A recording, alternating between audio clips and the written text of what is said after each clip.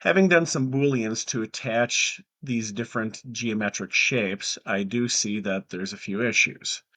I was clearly a little sloppy in putting these things together.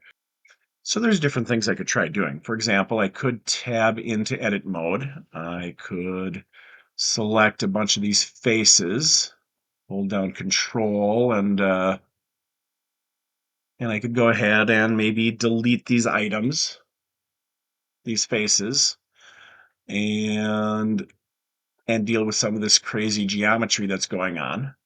And this might turn into an issue. I've got all this extra stuff.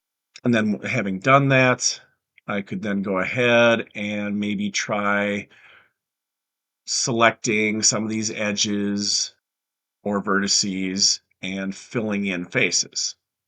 That said, we could try a simpler approach and just come over here and quickly try remeshing and seeing what happens. So I'm going to my data properties, and just like before, making sure that I am in object mode and remeshing.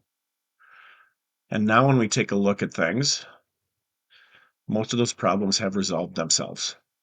Then while I'm at it, I'm going to go ahead and do just a little bit of basic stuff. I'm going to go ahead and rename some things, maybe shade the object smooth,